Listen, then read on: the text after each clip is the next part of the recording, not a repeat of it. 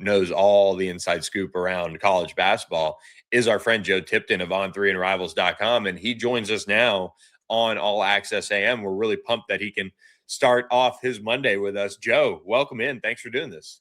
Absolutely, Billy. Appreciate you having me, man. Of course. And give everybody the lay of the land about this time of year for you in college basketball. Is it still relatively quiet, that little calm before the transfer portal storm, and it's just coaching changes, or are you seeing it all start to take off? Yeah, there's a little bit of a talk around, guys that are going to be going into the portal. Agents are reaching out saying, hey, here's my client list. Hey, here's who's going to be transferring at the end of the season. Not really putting out too many of those players right now. The primary focus is on the carousel, and that'll even turn up even more, player movement in the portal. But right now, just conference tournaments, and eventually the NCAA tournament, and then carousel mainly. And speaking of the carousel, it got going for the ACC over the weekend with Boston College firing Earl Grant and Georgia Tech parting ways with Damon Stoudemire. Let's start with Boston College, and the reason why I start there is I think they're almost now a hot button kind of program in the ACC, not just in basketball but in football. It just seems like they have to find a way to get ducks in a row with the new age of NIL and spending and all of those things. And it seems like that's something that is going to be a key focus for making this hire. Is how do you energize this program? How do you energize the supporters to throw down for BC to be competitive in this league? And they're going to be doing it with a new head coach now. Yeah, it makes it really difficult because, in all honesty, Boston College, at least to me, it feels like they're in the wrong conference.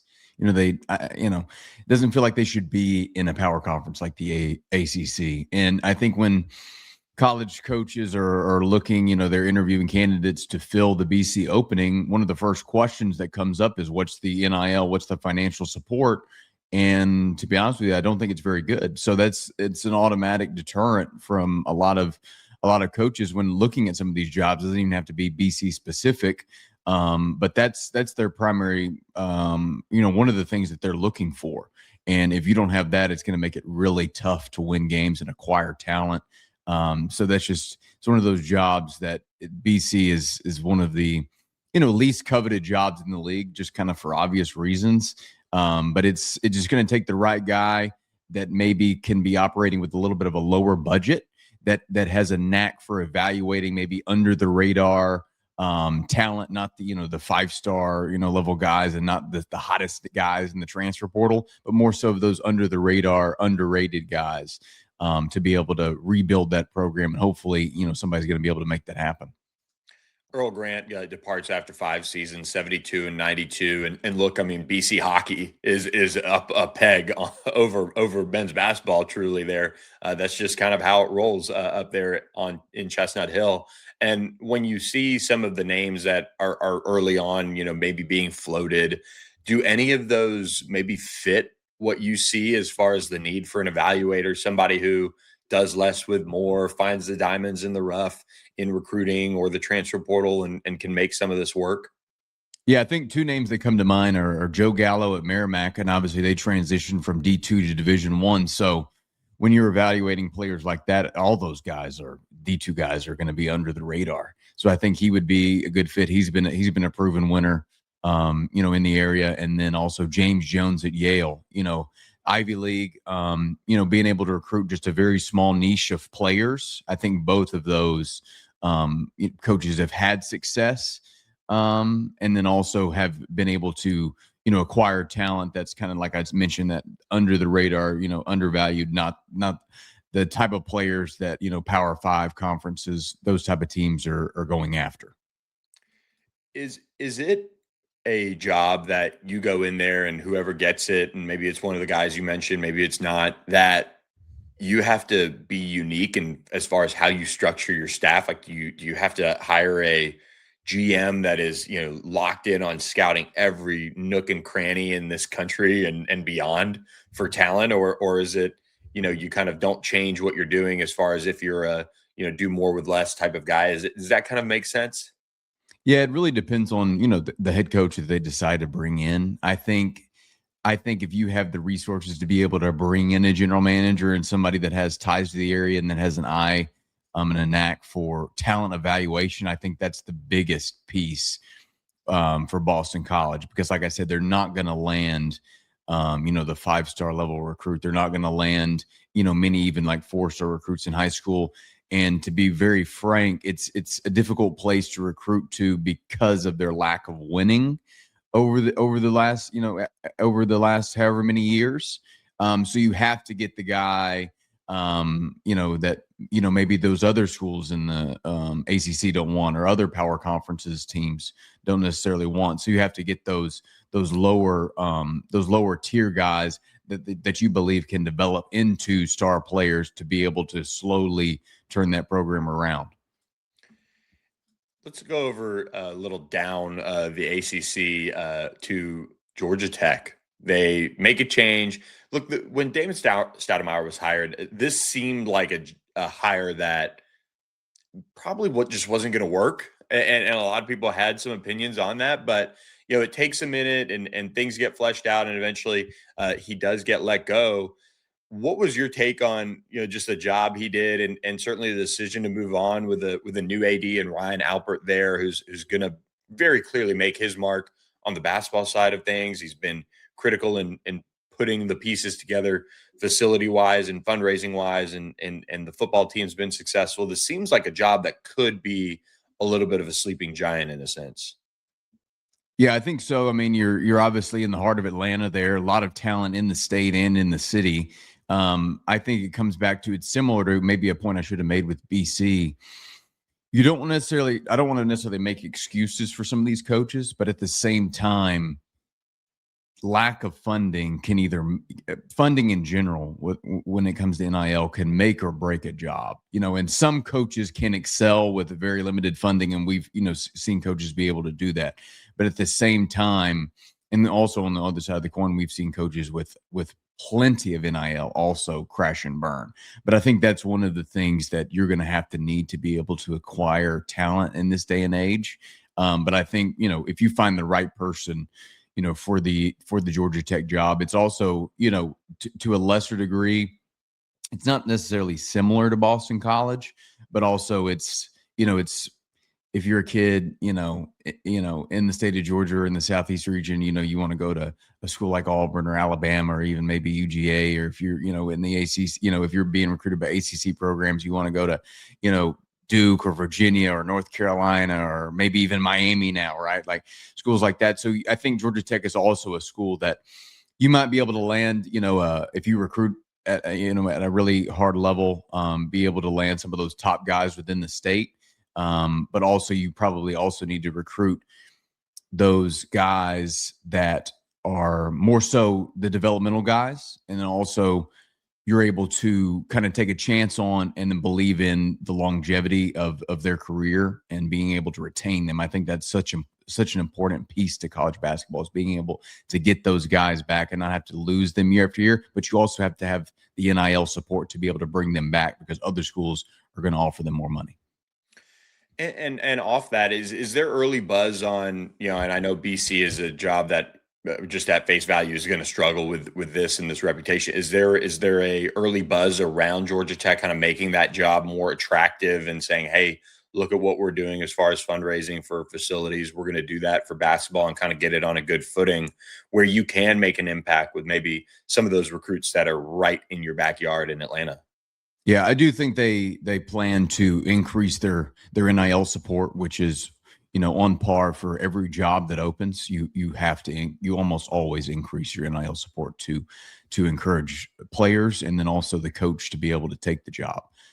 So I do think that is a plan for them, but I don't think they're going to be competing with some of the upper tier ACC programs in terms of funding. I still think they're going to be, middle of the pack, or even that, lower half of the league, just in terms of overall support, unless you can get a big time donor to rally behind a head coach that they really believe in or maybe have a relationship with. I think that would also be a smart play, because I don't think fans think about it enough.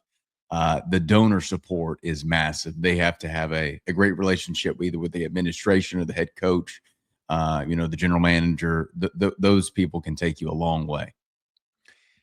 And any early names that catch your eye at Georgia Tech? Yeah, I think the two that come to mind early, and I think they're actually going to make, I say early, but I think they're going to make a decision probably, around a week or so. They're going to move pretty quickly here to get a head start on the portal and get everything established there. But the two that come to mind are Scott Cross at Troy and Casey Alexander at Belmont. And I would say Cross is probably the leading candidate as of right now, for the job. So that, there's some ties there with the administration, and the deputy AD at Georgia Tech was previously at Troy and brought Scott Cross in, and then Casey Alexander is another guy who has had success at Belmont. Led them to 7 straight 20-win seasons. He's a Nashville native, so somewhat local there.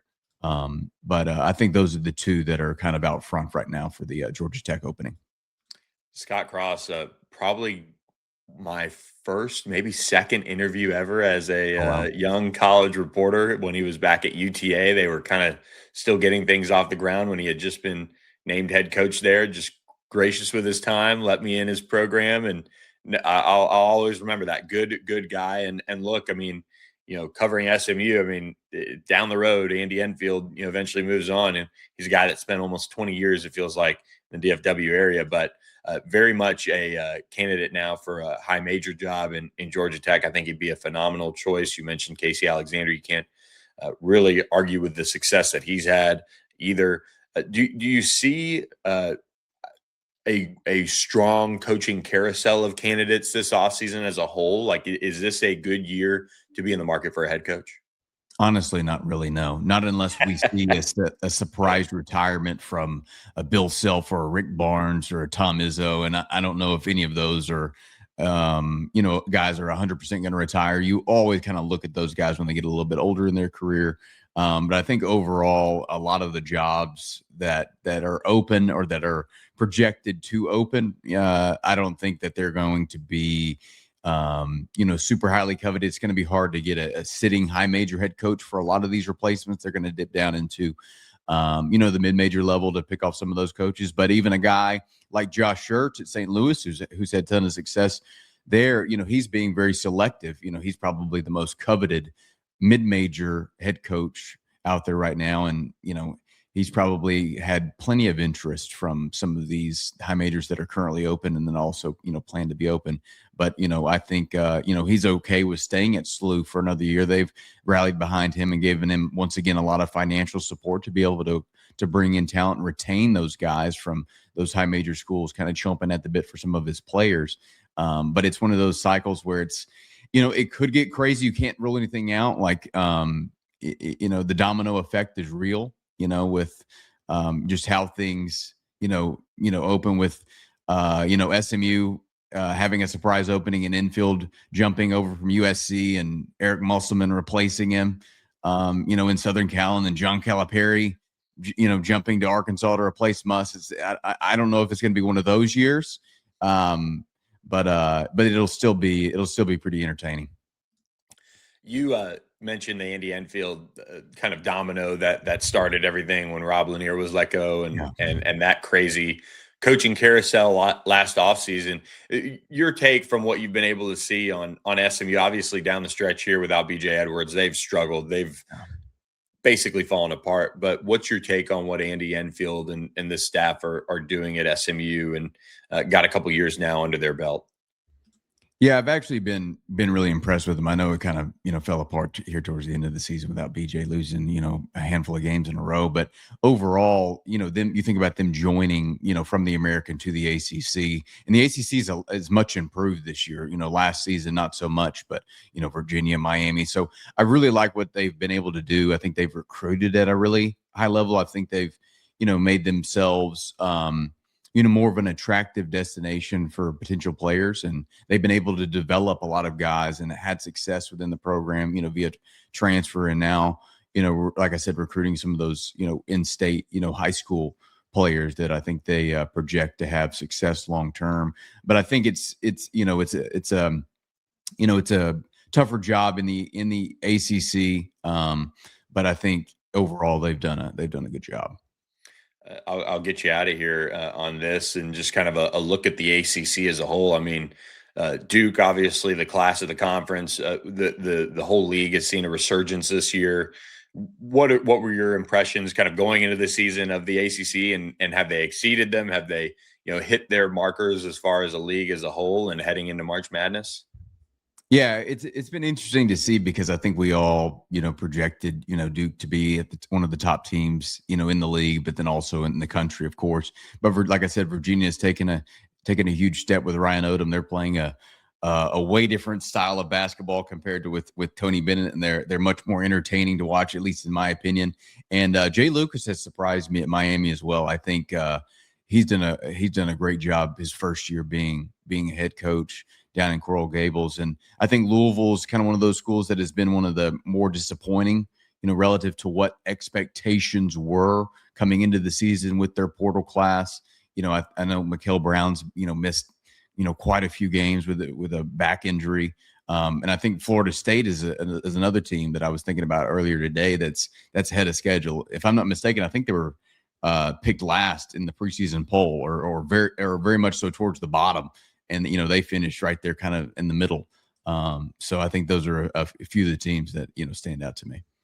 Yeah, I think the job that Luke Laux has done there at FSU is really impressive down the stretch. And they were right there at the bottom, Boston College sitting down there as one of the preseason bottom feeder. But this league's been a lot of fun to watch, and it's been a lot of fun catching up with you, Joe Tipton. We appreciate all the work you do at On3 and Rivals. Make sure you guys give him a follow on Twitter, Instagram, wherever. The news breaking season is upon us. It's time to put Joe Tipton on alerts if you don't already.